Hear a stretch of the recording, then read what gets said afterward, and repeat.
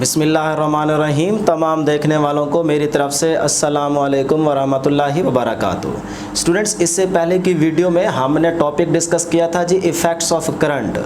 उसमें हमने दो इफ़ेक्ट डिस्कस किए थे, नंबर 1 हीटिंग इफ़ेक्ट और नंबर 2 मैग्नेटिक इफ़ेक्ट।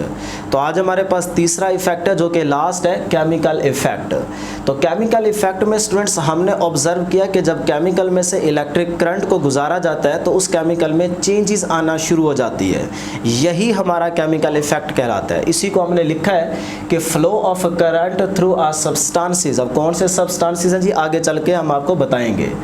प्रोड्यूसेस आ केमिकल चेंजेस, कि जब आप इलेक्ट्रोलाइट में से करंट को पास करते हैं तो उसमें क्या आ जाते हैं जी, केमिकल के अंदर चेंजेस आना शुरू हो जाती हैं। यही हमारा केमिकल इफ़ेक्ट कहलाता है। अब स्टूडेंट्स हम बात करते हैं कि केमिकल में जो चेंजेस आती हैं ये किस वजह से आती हैं और किन फैक्टर्स पे डिपेंड करती है। तो ये दो फैक्टर्स पे डिपेंड करती है। नंबर 1 है nature of the electrolyte. Electrolyte का क्या मतलब है कि हमारे पास एक लिक्विड फॉर्म में सोल्यूशन हो सकता है। जैसे फॉर एग्जांपल मैं नमक को पानी के अंदर ऐड करूं तो ये हमारे पास एक सोल्यूशन बन जाएगा। इसे हम इलेक्ट्रोलाइट का नाम दे सकते हैं। तो उसकी नेचर पे डिपेंड करता है, ठीक है जी। और दूसरे नंबर पे है जी अमाउंट ऑफ करंट, कि अगर करंट को आप बढ़ाएंगे तो चेंजेस भी ज़्यादा आएंगे।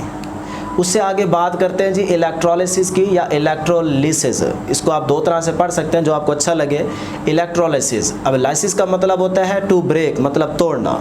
अब इलेक्ट्रोलिसिस क्या होता है कि it is the chemical decomposition of an electrolyte when current passes through it, कि जब इलेक्ट्रोलाइट में से करंट को पास किया जाए तो वो केमिकल डीकम्पोज हो जाता है। अब कैसे होता है इस बात को हम यहाँ पे डायग्राम में समझेंगे, ठीक है जी। उससे आगे बात करते हैं जी इलेक्ट्रोलाइट की। तो हमने अभी यहाँ पे डिस्कस किया कि इलेक्ट्रोलाइट बेसिकली हमारे पास एक सोल्यूशन होता है। जैसे हम नमक को पानी के अंदर ऐड करें तो एक सोल्यूशन आएगा, वही हमारे पास इलेक्ट्रोलाइट कहलाता है। लेकिन आज के इस टॉपिक में जो हम एग्जाम्पल लेके चलने वाले हैं उसमें इलेक्ट्रोलाइट क्या होगा, वो होगा जी हमारे पास कॉपर सल्फेट। तो यहाँ पे हमारे पास सॉलिड फॉर्म में है, जब इसके अंदर हम वाटर को ऐड करेंगे तो हमारे पास एक सोल्यूशन आएगा जिसे हम इलेक्ट्रोलाइट का नाम देंगे, ठीक है जी। और ये हमारे पास कॉपर सल्फेट का फार्मूला है CuSO4। अब स्टूडेंट्स हम बात कर लेते हैं कि जब इलेक्ट्रोलाइट में से करंट को पास करते हैं तो वो केमिकल किस तरह से डीकम्पोज होगा, उसी चीज़ को हम समझते हैं इस डायग्राम में। तो स्टूडेंट्स यहाँ पे देखिएगा कि हमारे पास ये एक बीकर है, मतलब आप कोई भी बॉक्स समझ सकते हैं, जिसके अंदर हमारे पास क्या है जी, वाटर। अब वाटर के अंदर मैं क्या करता हूँ जी, कॉपर सल्फेट को ऐड करता हूँ। जैसे ही ऐड करूँगा तो मेरे पास ये क्या बन जाएगा, एक सोल्यूशन बन जाएगा जिसे हम नाम देंगे इलेक्ट्रोलाइट का, ठीक है।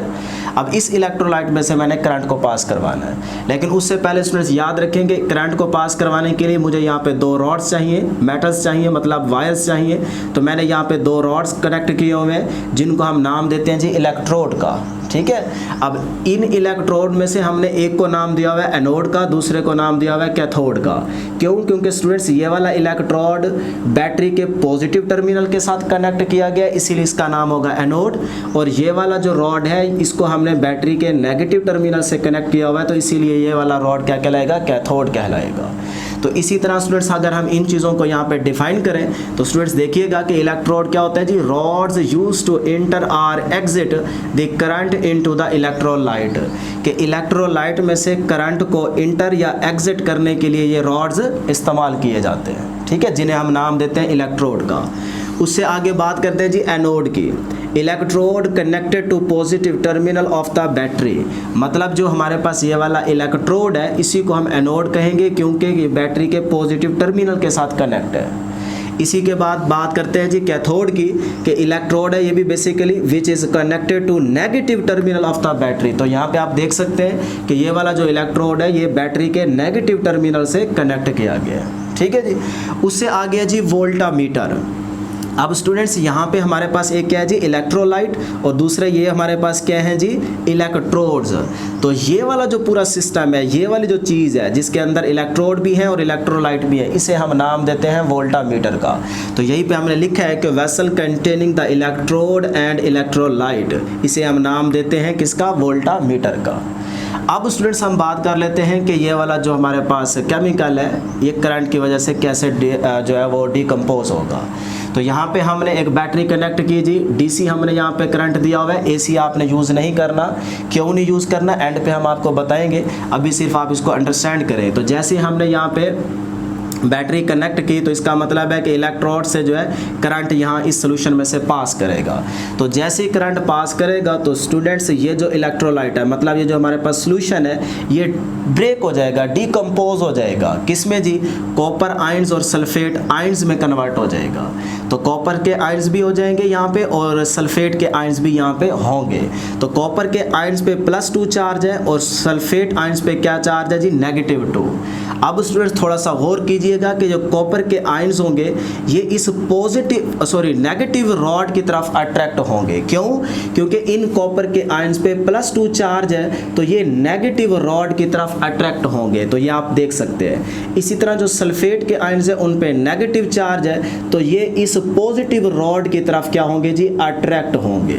ठीक है, अब थोड़ा और गौर कीजिएगा कि जब ये वाले कॉपर के आयन यहाँ पे पहुँचेंगे तो ये इन प्लेट से कहेंगे, रॉड से कहेंगे कि हमें न्यूट्रल होने के लिए 2 इलेक्ट्रॉन्स चाहिए। मतलब ये वाला कॉपर आयन यहाँ पे पहुँच के इस रॉड से कहेगा कि मुझे न्यूट्रल होना है, लिहाजा न्यूट्रल होने के लिए मुझे 2 इलेक्ट्रॉन्स चाहिए।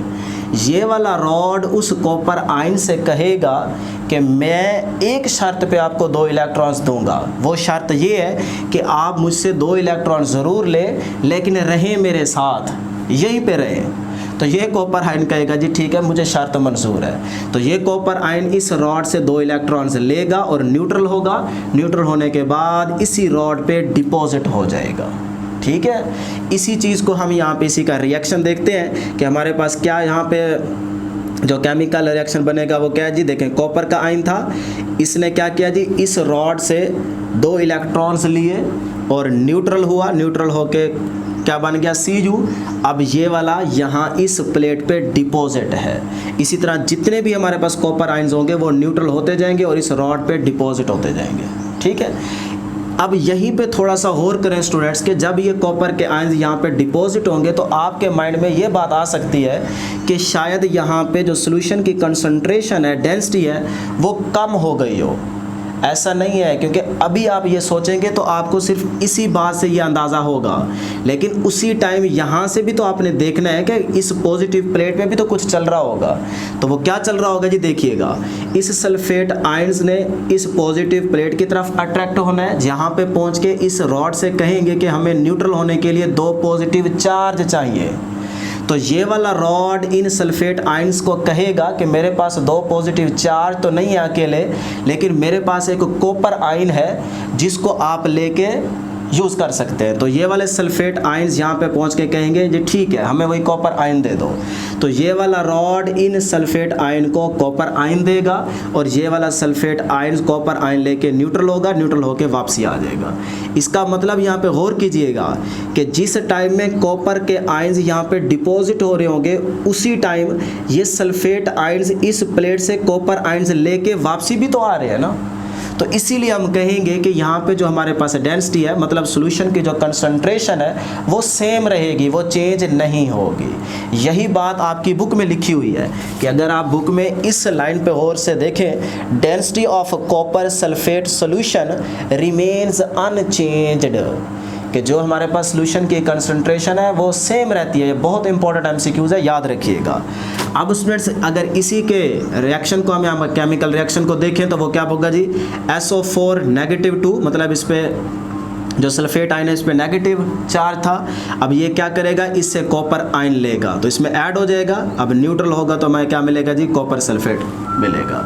तो इस तरह से हमारे पास यहाँ पे जो कंसंट्रेशन होगी सॉल्यूशन की वो क्या रहेगी, सेम रहेगी, सेम रहेगी।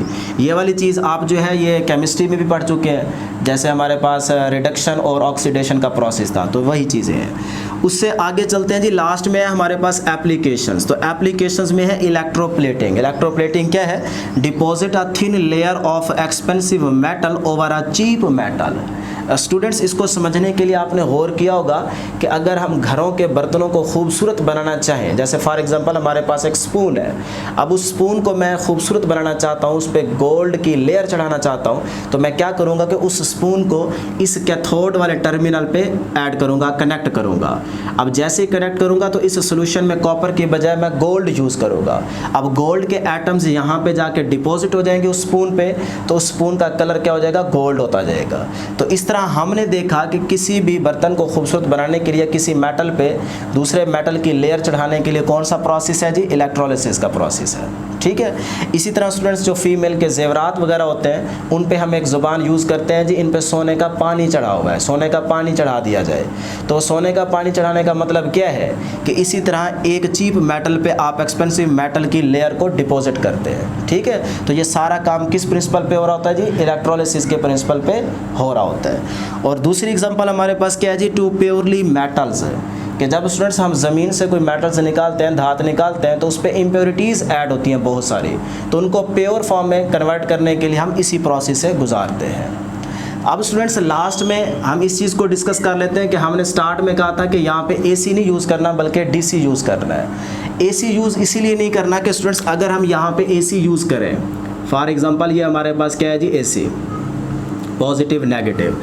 अब एसी क्या करता है कि अपनी पोलैरिटी को चेंज करता है, कभी नेगेटिव कभी पॉजिटिव। तो जब ये हमारे पास नेगेटिव होगा तब तो हमें बात थोड़ी देर के लिए समझ आती है कि कॉपर के आयंस यहाँ पे डिपॉजिट हो जाएंगे, लेकिन अगले ही हाफ साइकिल में ये वाली डायरेक्शन क्या हो जाएगी, चेंज, मतलब ये पॉजिटिव हो जाएगा और ये नेगेटिव हो जाएगा। तो इसका मतलब ये वाला एनोड बन जाएगा, ये वाला कैथोड बन जाएगा। अब तो कॉपर के आयन इस पर डिपॉजिट नहीं होंगे। तो इस तरह से ये पॉसिबल नहीं है, क्योंकि हर सेकंड के बाद या कुछ टाइम के बाद इसकी जो डायरेक्शन है वो चेंज होती रहेगी, तो जिसकी वजह से ये वाला काम नहीं हो सकता।